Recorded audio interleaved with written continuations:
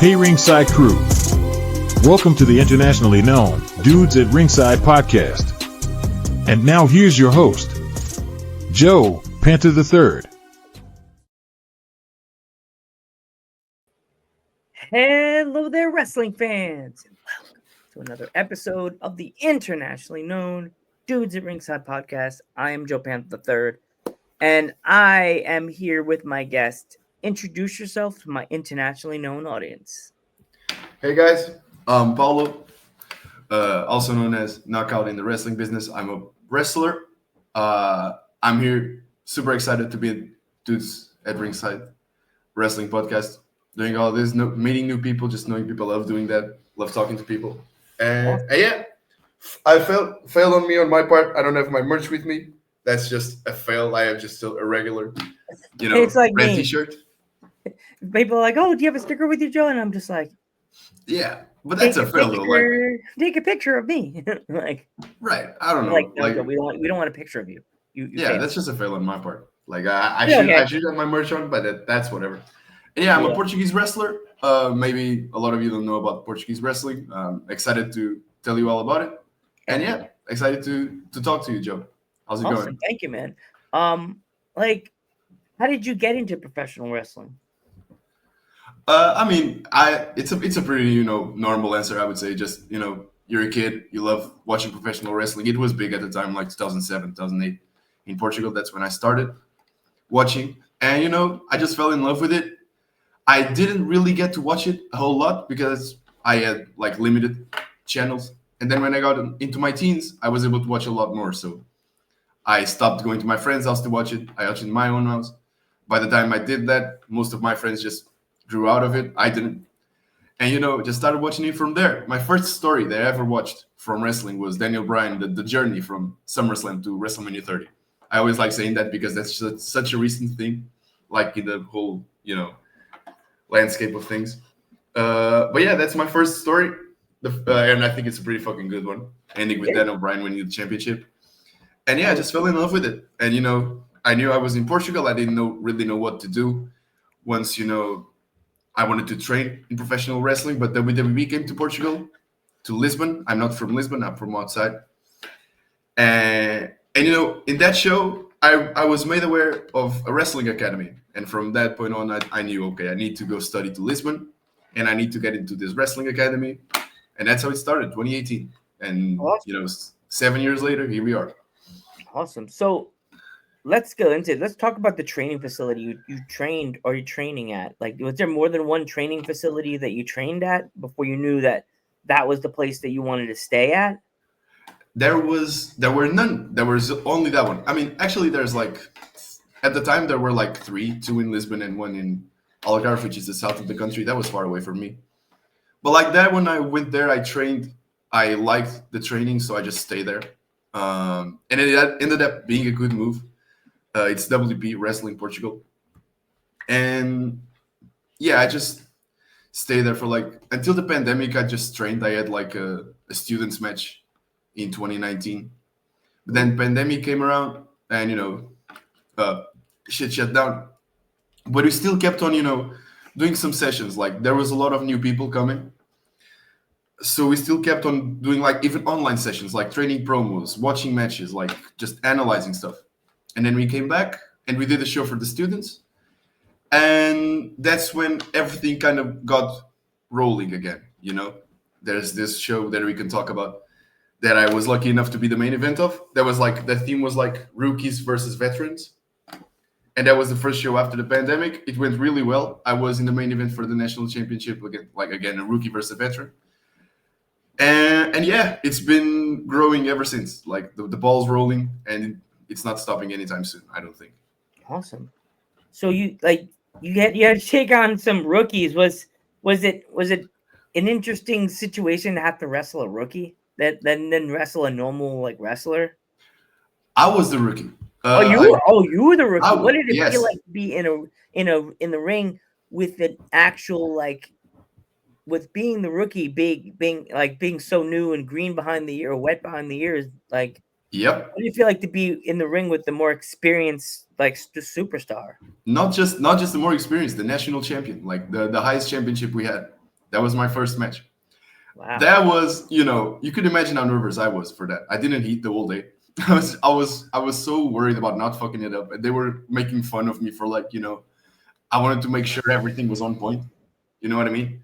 Yeah.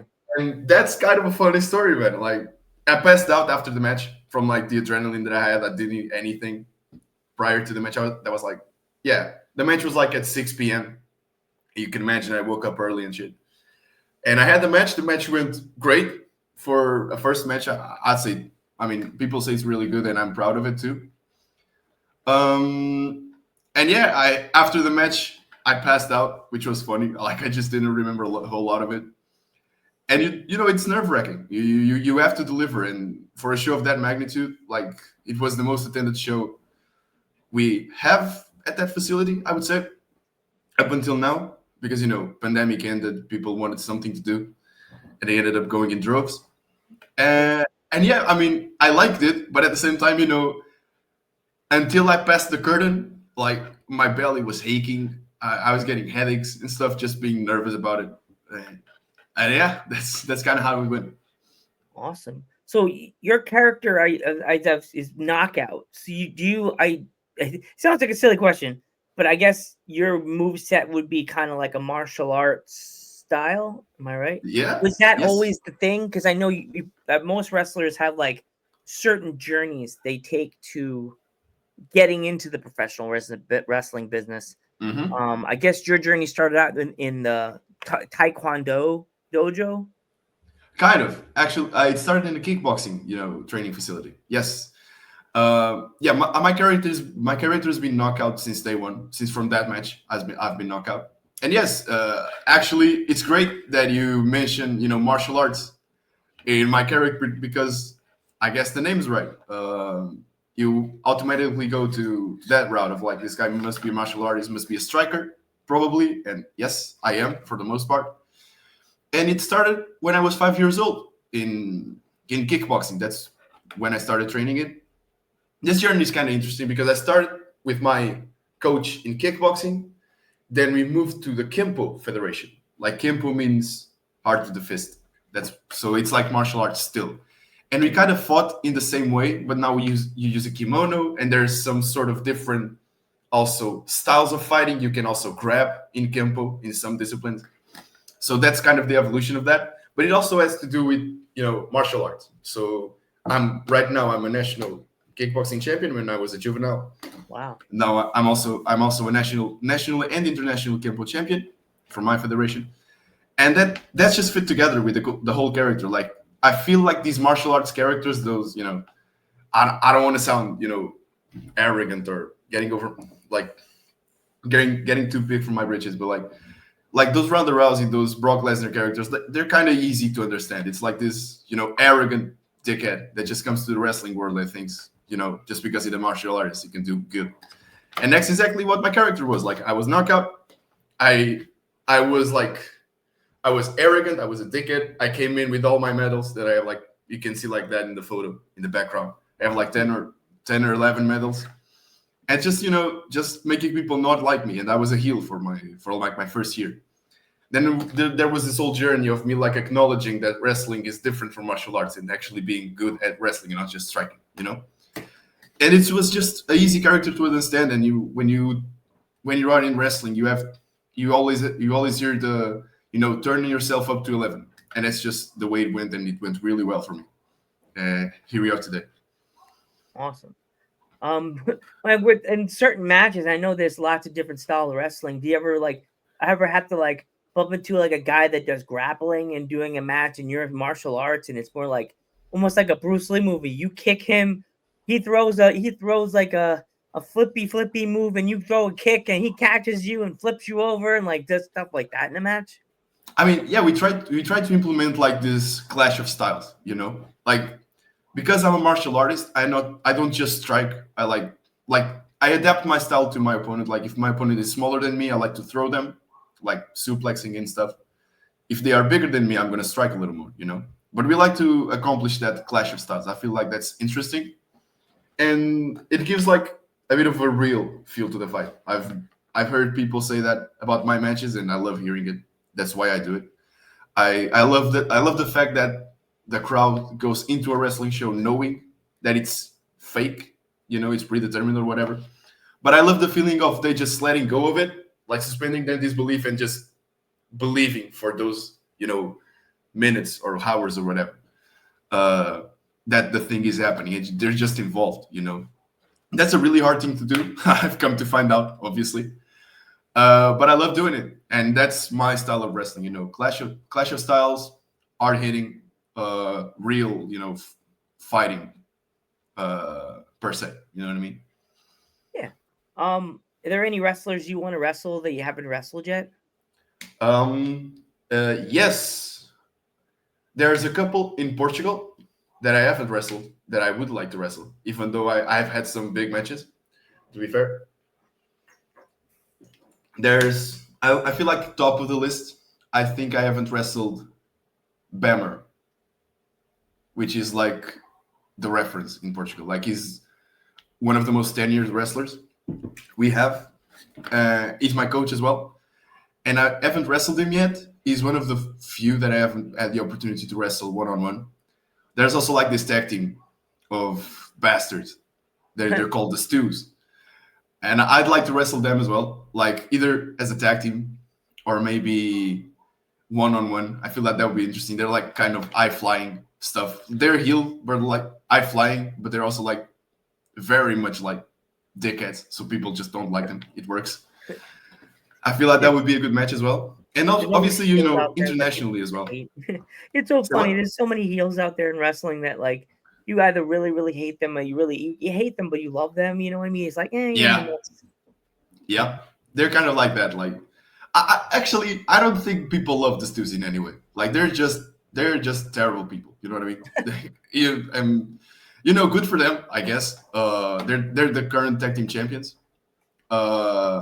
But yeah, I feel like that would be a great match. And obviously internationally as well, like there's a lot of names I would like to wrestle. We can go into it if you want. I'm not sure if you heard of them because they're like European wrestlers. I'm not sure how much you're. I know some of the Europe scene, not a lot of it. You know what I mean? A lot of it popped up. A lot of it doesn't pop up for me. Like I'll see them, or if I won't see them, it'll be like somebody says, "Oh, did you check out this match?" And then they'll send me a bunch of wrestling matches. You know what I mean? Right. Yeah. Okay. Yeah. I mean, sure. Like if you want to watch a Portuguese show or something just to get a little bit of context, like we could do that as well. They're on YouTube. Yeah, like I'll definitely if you send me some of the shows on Instagram, sure. I will watch it. I remember back in the day when I got sick, something happened. I don't know if it was the flu or something like that. I was on the Instagram page back in the day, the dudes page, and I was like, went to chat trying to see who was still around. And I went, "Hey, can you send me a bunch of matches? I'm sick." like some of them were like, "Okay," and they send me a playlist. I'm sitting there. My mom comes in, "Put your mask on, Ray. What are you doing watching wrestling?" They're like, "What?" I'm like, "They sent me matches." I'm like watching matches. Okay. Yeah, but is there any other place in the world or within Portugal that you have not been to yet that you want to travel to? Not in Portugal, but definitely in Europe. Like. I have been to Spain and to Ireland, but I love to go to France as well. I've been to OTT, like to the Contenders, seminar and show. I was lucky enough to do that. This year, I'm going to go to New Wave Academy in November. I don't know if you heard of it. It's an English promoter academy in Wales. Ooh. Yes, I'm going to go there. And now that I have a job, I finished my degree like last year, and I have got a job in March. And now that I have that, I want to save money to be able to do these big trips or just seminars and just put myself out there, see if I can wrestle some people. I feel like that would be interesting. And yeah, just evolve in the scene. Like if right now the midterm objective would be like, okay, I have my job that I can like use in some way to sustain myself and to be able to do these trips and wrestle across Europe. And who knows, maybe I'd love to go to Japan. I'd love to go to the USA, of course, just do some wrestling, like meet people. I love doing that. And yeah, if the opportunity arises, then I'm going to be there. I'm going to be there. I'm going to take advantage of all the opportunities I can get. And yeah, I just want to do this, man. This is really fun. So awesome. That's just a thing I want to do. I'm very familiar with like some wrestling promotions, like Coventry Pro Wrestling, that's in the UK. Right? I frequently talk with LWF in Blackpool. I don't know if you ever heard of them. No, no, I have not. I have not They're heard of it. amazing. Their roster's so like mixed of younger than and like mixed LWF, ages. I'm follow them. LWF, yes. Okay. You look them up under the LWF. Okay. They're good people. If you tell them, hey, Joe Panther the Third, Joe Panther the Third sent me. Definitely, I Okay. think I'd probably be able to take you on because they're good people. Everybody in that roster is sweet. They're all fun, sweet guys and gals. They're all good people. Okay. Champion, the man gets a title everywhere he goes. He has a belt, like so many belts. It's like so hilarious. Everywhere he goes, the man gets a belt. His Yeah. promo picture he sent me has like 12 titles, maybe like 5, maybe What? 9 Man. belts. Oh my Okay. god. Troy? I think it's Troy. Let me check. Yeah, Troy Ryan. Yeah, that man's I had so many belts. I was like, Yeah, what? with all those belts. Just in this Like, picture, he's got like 5 belts just on this one. yeah. Just on the Like, first picture on this. How do you travel with all those titles? Yeah. Like, True. TSA must hate you. Like, Yep. um, In the British scene, I've heard mainly, of course, Rev Pro, but of the I've heard small, Rev. I guess smaller. What? Say what? I've heard of them too. Yeah, I feel like they're one of the bigger ones in Britain. I've heard of Purpose Pro Wrestling, Pursuit Pro Wrestling, New Wave Academy, and there's I feel like a bunch more that I'm missing now. But yeah, mainly those 3. Those are the ones that I have my eye on right now. Yeah, Purpose. Yeah. The UK is like absolutely killing it right now. Like, Yeah, and it's packed with. There's so many people right now on the scene that is like absolutely killing it. And there's like female wrestlers that I know of that actually that know me, that I talk to them a lot. Like Kiara, she's one of my wrestling buddies. Like I've been friends with her on the scene for a long time. We talk like here and there, but shout out to Kiara. She's been on this podcast 4 times. So like she has, it's like some people say when you talk about someone so much they have a spot in your brain. Like she instantly has a hotel, like an elevator to her private suite, and the dudes at Ringside Studios that I know is like, oh hi, she's like this, ding. It's like the glass elevator, and it's like ding. She goes to the elevator. It's like, I'm like, she just goes up, ding. She's like, Mike. She's like, 5 times? No, 4. Oh, I just said hi.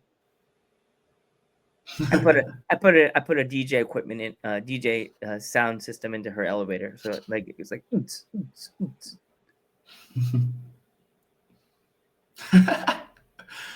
No. Man, my brain's tripping. It really looks like you lost connection when you do that. It's funny. Yeah. Like you're doing like that. Yeah, I'm really good at that. I'm really good at looking like such a jerk. I'm not a heel. I'm a face. It's just funny, man. I'm sorry. I didn't really like that. It's just funny. I could turn heel at the drop of a hat. Like if I could pretend like I watched too much Ace Ventura as a teenager. Like, okay, you know the scene when he's like in the outside the room in the you know the scene I'm talking about? No, I'm not very. Oh God! I do know of Ace Ventura. I'm not very cultured in films, I have to say. Oh no, you definitely need to watch it. That whole scene is like my teen years when someone's trying to talk to me outside, and I'm outside and they're inside, and I'm talking to them through the door, and they realize the door's closed. So it's just like, and it's like, and I said, it's like he's like, cannot hear him fall down. Like my life, my teen years, I have exercised the demons. That's that's where Joe Panther comes from. The goofiness comes from Ace Ventura. Okay. So when you're traveling around and you're traveling to your shows, like, what do you have in the car to keep yourself? You have sandwiches, you have chips. Like, what is in the car? I do not have a car. Like, do you mean in Portugal or something? Yeah, when you're in Portugal, do you travel by train? Do you go with friends? Yeah, usually I do go with friends. Yeah, that's the normal course of events. But I mean, usually we get to the shows early and we just buy some food wherever we are. I don't keep stuff on me. I just keep my wrestling gear and something else I would need, but not food in any way. We're just close to the store and we just go buy it. You're not an eater before the shows. You can't. Oh man. I mean, I've been less of an eater before, but yeah, I do try to avoid it as much as I can, and especially in the day of the show, just like eat light stuff. You know what I mean? Just so you don't shit yourself in the ring. I'd be so tired. You'd be fine. You'd be like, Joe, why are you dead? I don't know. I don't know why I'm tired. I'm so exhausted. Man, I'm used to it. I don't know. I don't really know why, but I am used to it. Like, especially from like kickboxing and shit. Like, you have to weigh yourself at the day off. You usually do like a weight cut, and I'm just used to it. Like, I don't really eat that much before a fight. I'm just too nervous. I'm just too worried about it. Yeah, to you be mess able up, to eat. you'll burp in the middle of Yeah. a kick. Fart. Imagine I shit myself. Like, fuck no.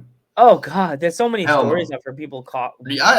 Yes, that's why I'm afraid. Like, I'm not going to. CM Punk I'm not. moment. Oh god. Yeah, that's the main one I would say. But like, I'm not going into a match. I mean, sorry. I always take a shit before a match. Like, every single time. Like, that's a rule. I can't do a match without doing the number 2 first. Yeah. That's just Big how it thing. goes. That's what. Bro, Do yeah. you like in closing, do you feel that if like a younger wrestler or a younger fan came up to you for advice, what kind of advice do you think you would have for them?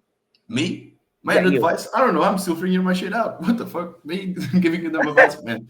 Nah, come on, man. Man, I don't. Yeah, man. I don't feel like I'm in the position to do that yet. I'm still figuring stuff out. I'm still learning. I guess there could be like trainees.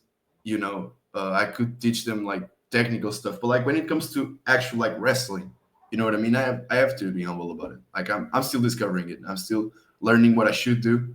I've been fighting for 3 years, only 3 years, and I don't feel in the position to give advice to anyone yet. You know what I mean?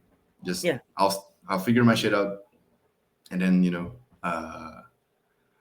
I'll try to teach people after that. Awesome. So Knockout, I want to thank you so much for coming on the podcast. Before we go, if there was if any of my fans from the States want to pick up anything of any merch of yours, where can they find it? Right? Yeah, no. You can follow my social media at knockout.wp. If you want to go for some merch, you can go to kind of a hard name, but I'm going to try to give it to you. I'm going to send it to you. It's Cooltopia with a K. Cooltopia Apparel. Yes. Cooltopia Apparel. There you go. And follow Wrestling Portugal. Follow PT WrestleFest, APW Portugal, which is another wrestling promotion. Invicta Wrestling that's all the wrestling we have in Portugal. Please come check us out. Give us a chance. There's a lot of good stuff going on, I would say. And thank you for having me. No problem. I hope to do this again. I like talking to you. Definitely, dude. Definitely. We'll have to do something next year if you're up for it. Or before course. the year's up. Before the year is up. Okay. Yeah, I'm up for it. Yeah. Well, I'm Joe Panther the Third. I'm Paulo Knockout Cruz. And we will catch you in the next one.